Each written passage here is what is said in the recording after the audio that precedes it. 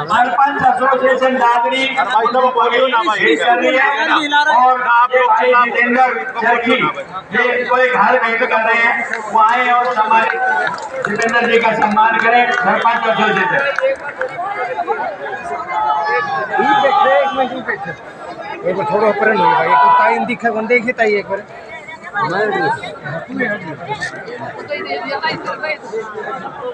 ये ठीक से और भाई संजय बिरला दरबार में चलेंगे एमपी साहब ये बैठो आगे आप साहब के सरपंच एसोसिएशन भेंट करना चाहते हैं।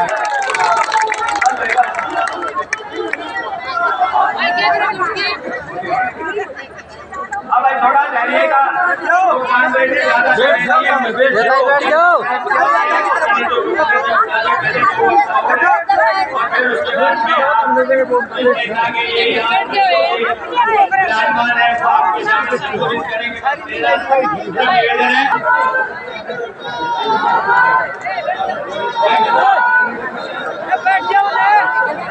राम राम जी सबको। हमारे बीच में उपस्थित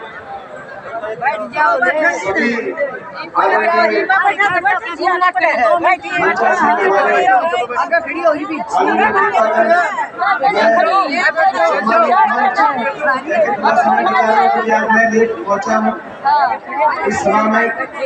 सभी पिता तुल्य बुजुर्ग नौजवान साथी मातृशक्ति, सबसे पहले मैं लेट पहुंचा आपके बीच में, उसके लिए मैं आपसे क्षमा मांगता हूं। लेकिन आप समझ सकते हैं कि देश की संसद का सत्र चल रहा है और देश की संसद में सरकार को आईना दिखाने के लिए अगर बोलने का अवसर मिले, वैसे हरियाणा में भी, हरियाणा से मैं एकमात्र विपक्षी सांसद हूँ और शायद उत्तर भारत में भी शायद एकमात्र विपक्ष के सांसद के रूप में आसपास के प्रदेशों में ये जब सरकार को मौका दिखे आईना दिखाने का तो मौका नहीं छोड़ा जाता। तो आज संसद में बोलकर और इस सरकार को थोड़ा आईना दिखाकर मैं आपके बीच में पहुंचा हूँ, थोड़ी देरी से पहुंचा हूँ, मगर मैं बधाई देता हूँ, आपको बधाई देता हूँ और दादरी के अपने सभी साथियों को बधाई देता हूँ। आज जब पहुंचे यहाँ पर मैं बताना चाहता हूँ आपको कि पीछे कम से कम 1-2 किलोमीटर से गाड़ियों का जाम एक अलग होता है। गाड़ियों का जाम तो है ही, गाड़ियों का जाम तो जब पहुंचे होगे तब लगा होगा, लेकिन लगातार लोग कतार, मेरे पास टेलीफोन आई पहुंच गया रजिस्टर, मगर 2 किलोमीटर तक लोगों का अभी जब मैं पहुंचा तो लोगों का लोगों की जो कतार थी, यहाँ पर पाँव रखने की जगह नहीं। तो ये पंडाल तो छोटा रहा, लेकिन आपका हौसला छोटा नहीं रहा। मैं आपको बहुत बहुत बधाई देता हूँ। और आपके हौसले से हमारा हौसला है, क्योंकि हम लड़ाई लड़ रहे हैं इस सरकार से, जिस सरकार के पास बहुत कुछ है। आज दिल्ली में सरकार है, चंडीगढ़ में इनकी सरकार है, 2 सरकारें हैं। धनबल इनके पास है, सत्ता बल इनके पास है, मीडिया बल इनके पास है, तंत्र बल इनके पास है, और इनसे सच्चाई की लड़ाई लड़ने के लिए हमारे पास कुछ है।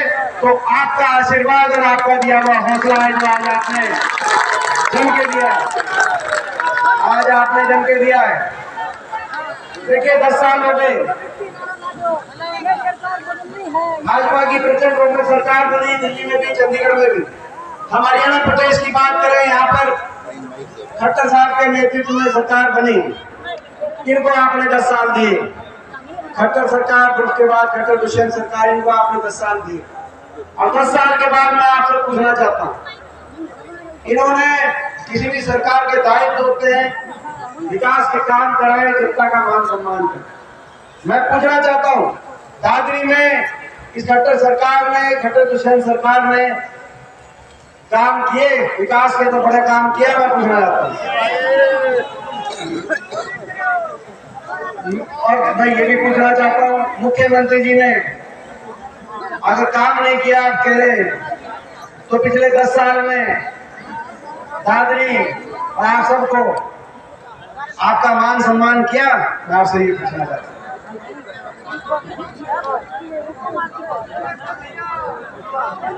है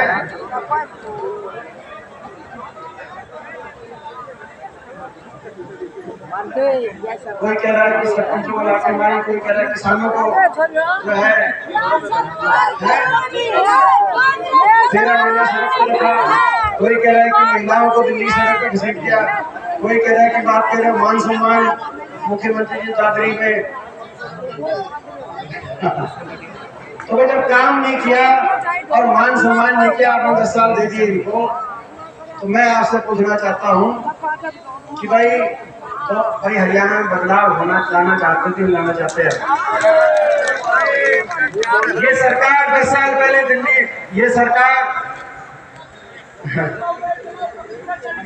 सरकार सबकी अपनी अपनी बात। ये सरकार हरियाणा प्रदेश को विकास की पटरी से उतारने वाली सरकार साबित हुई। ये सरकार हरियाणा को देश में बेरोजगारी में सबसे आगे पहुंचाने वाली सरकार साबित हुई।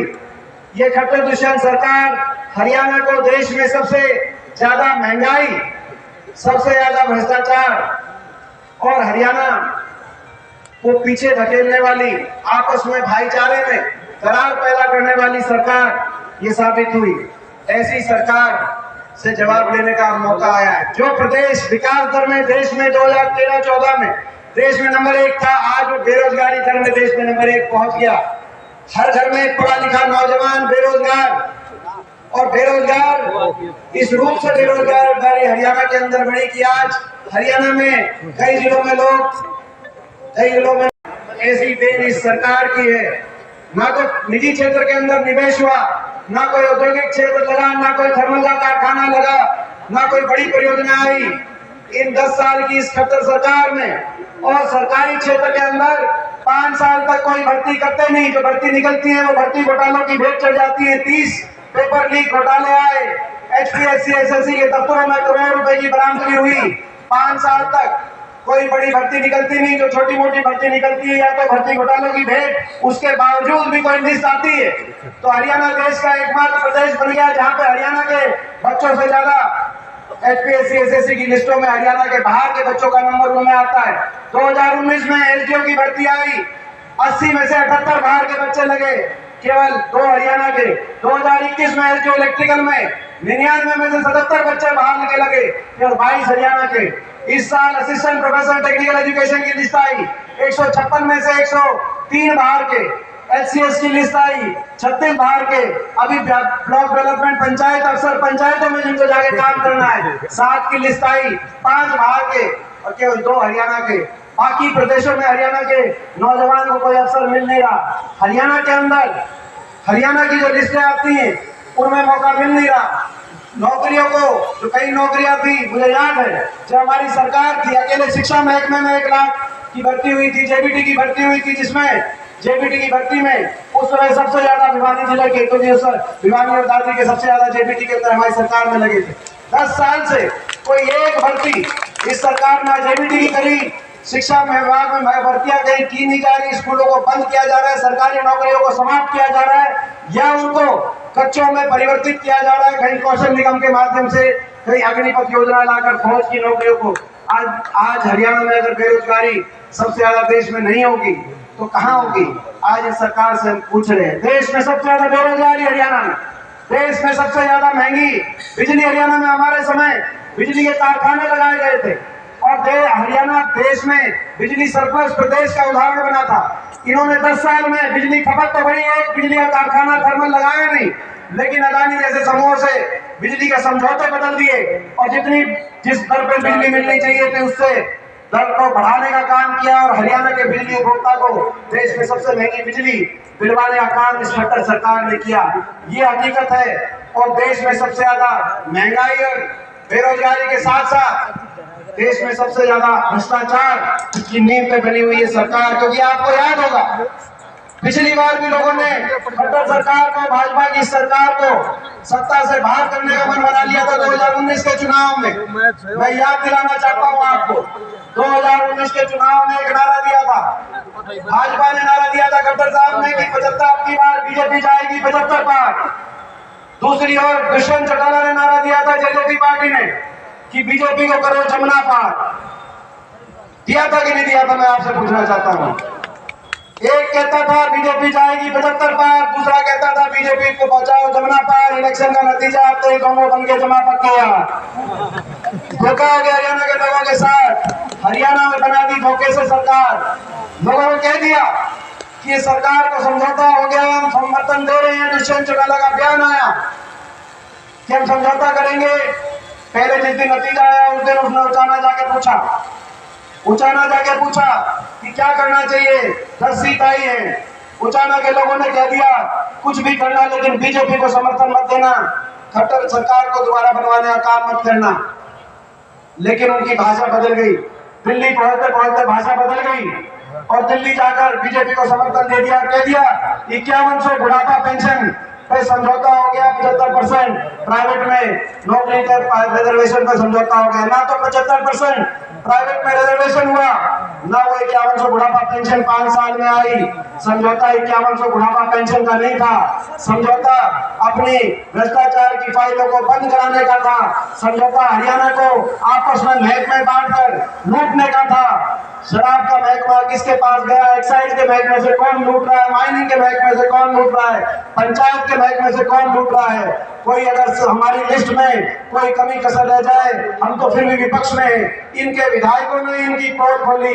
दादा गौतम नारनौल से इनके विधायक है जेजेपी के, उसी का बयान आ गया। दादा गौतम का उसी दिन बयान आ गया कि महकमे बढ़ गए और खोपर एक लाख सारा जिम में लगना है, 3.5 वाले महकमे खोपर ले गया। आया था कि नहीं आया था बयान? इससे बड़ा भ्रष्टाचार का उदाहरण नहीं हो सकता। ये जीवने के लिए सरकार नहीं बनी थी। आज हरियाणा को भुगतना नहीं पड़ता। देश में सबसे ज्यादा बेरोजगारी, सबसे ज्यादा महंगाई, सबसे नशे में एक हरियाणा, अपराध में देश में सबसे आगे प्रदेशों में हरियाणा। मगर काम नहीं भी करते तो भी हम काम चला लेते। मैं बताना चाहता हूं आपको कि क्यों लड़ रहे हैं, इस ईमानदारी से क्यों लड़ रहे हैं और क्यों समझौता नहीं कर सकते इनके साथ। काम नहीं करते, लेकिन इन्होंने तो हर वर्ग का अपमान करने का काम किया। अहंकार 7वें आसमान पे कोई ऐसा वर्ग नहीं जिसको इन्होंने नहीं छोड़ा, हर वर्ग का अपमान किया। 1 साल तक किसान बैठा रहा, 750 किसानों की जान चली गई। मैं नमन करता हूँ दादरी की इस वीर भूमि को नमन करता हूँ। यहाँ किसान आंदोलन की कहीं अगर गूंज सुनाई दी पूरे देश में, तो दादरी के अंदर वो सबसे मजबूत गूंज सुनाई। मैं आपको नमन करता हूँ।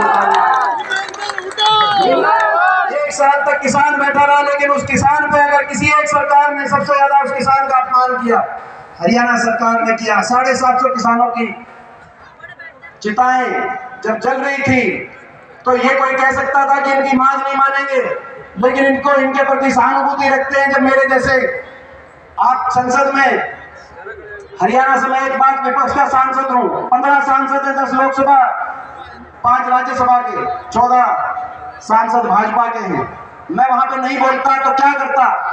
जब आपको देखता था आंदोलन करते हुए, जब घुट के खड़े होकर कहते थे कि इनको कम से कम सहानुभूति के 2 शब्द इनके लिए कहो, संवेदना प्रकट करो, तो क्या नहीं करेंगे, ये देख गई है। मैं अपने काका ताऊ की तरफ देखता था, अपनी काकी ताइयों की तरफ देखता था। और उस संसद के अंदर, जिस संसद में मैंने 20 साल बिता दिए,